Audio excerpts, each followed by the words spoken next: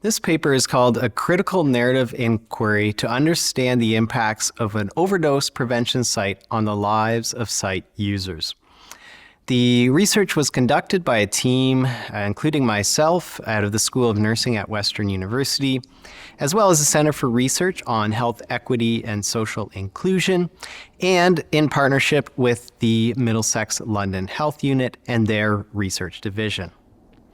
So for a bit of background, overdose prevention sites are places set up where people can come in to use substances in a safer and supervised manner. Those are delivered here by public health in partnership with other social service agencies, and users who bring their own substances into that space are provided clean equipment by which they can inject those substances and are monitored throughout the process to increase their safety through that. The research was important to me as well as to our team because I had heard some narratives around sort of the role that overdose prevention sites play in our communities that to me felt a bit different than my experience as a clinician. And so the narratives in terms of the community were, not surprisingly, rather negative about the idea of overdose prevention sites perhaps just encouraging drug use or making drug use more common. However, even public health, when they spoke about overdose prevention sites, their focus was primarily on lives saved in terms of reversing overdoses, as well as prevention of transmission of communicable disease. And so it was a very clinical focus. However, when I talked with people experiencing homelessness and using substances, what I heard about overdose prevention sites was something perhaps much more impactful in terms of what those spaces meant for their everyday lives. So to do the research, we used a photo voice method. So people who accessed the overdose prevention site were engaged into our research team, and we took time to talk and teach them about the photography method. And then they were provided with disposable cameras that they used however they'd like in their lives. It could be around the prevention site, it could be out in the community. And of course, we're taught everything about confidentiality in taking those pictures. They then had the pictures developed and sat down with our team and talked us through the meaning of those pictures. So in terms of the findings, well, of course, not everyone's story follows the same chronology. We chose to construct a chronological narrative that tells the impact of these sites in people's lives. And it's a movement through 4 chapters of the story. So the first chapter we called Enduring. And this is representative of people's lives of struggling with street drug use, injection drug use, and for many of the people we worked with experiencing homelessness. So in terms of enduring, there was just the hope for survival. But in many cases, that hope was very narrow or maybe even lost. And so many people who were using their drugs were using it sort of in a way that they had almost given up on whether they were going to overdose or not. Didn't even matter to them. And so enduring, of course, was a very low point and a very dark point for our participants. The second chapter of our story is accessing safety. So folks had endured their street-level substance use, and now they were looking for an opportunity to be safer and to take care of themselves in some even small ways. And in doing so, they entered the site. And so the site safety was things like clean equipment so that they had less risk of an infection.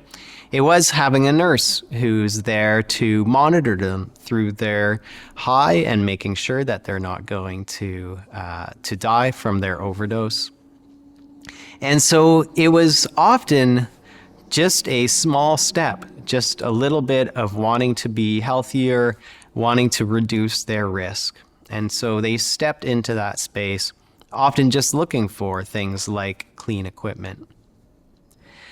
Then the third chapter is connecting and belonging. And so coming into that overdose prevention site, they ended up finding more than just safety. They found relationship, and that relationship was with other folks who were using this space and also with staff. And so our participants, several of them told us that this was the only space that they entered through their day where they felt that someone cared about them.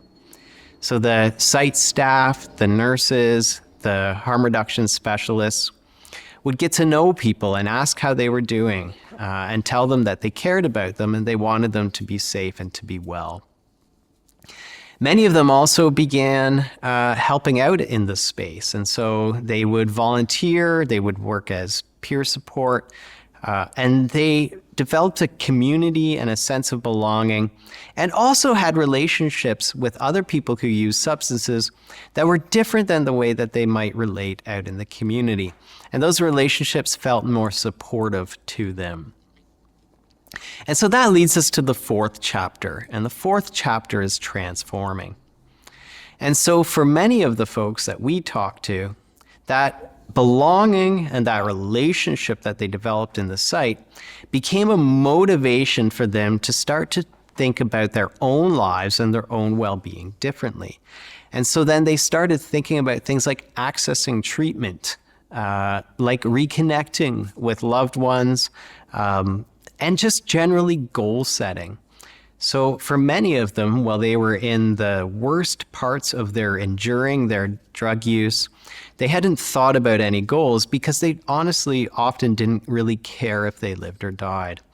But now that they had people that cared about them and they had started to care about themselves, this became a transformational point for them to start to think about their own future and their own long-term well-being. So this became a point for them to think about their own transformation, their own long-term well-being. So this is very important because the narratives we often hear about overdose prevention sites are often, frankly, just negative, or they're sort of a simplistic look at just preventing disease. But really what the overdose prevention site that we analyzed was doing is it was changing lives. And we often, as a society, sort of separate the idea of treatment or drug recovery from the idea of harm reduction. And so one is thought of sort of how you get better related to drug use, and the other is thought of, well, just keeping drug use going. But really what we heard is that these things overlap a lot. And for many people, it is actually the context of harm reduction that was their journey into recovery or into treatment, and that these are all part of quality relational care. And so, while I can't share the images of the photos with you via video, these pictures were just a pathway into us hearing the stories that the overdose prevention site is much more than just a way of preventing disease. It's a way of helping people understand that they're valuable, that they have a future, and helping them find the path to make that future a good one. So in conclusion, this research showed us that overdose prevention sites can be a transformational space and part of a transformational process. For me, I think future research should really continue to look at the long-term journeys of people who are using overdose prevention sites. We were able to see a snapshot in time over a series of months, but it'd be really informative to see what happens as people do go through that transformation, how that connects to what we know about drug use and drug recovery, what people do through relapse, or what people do in terms of helping others. And so some longitudinal research out of overdose prevention sites would be a really valuable next step.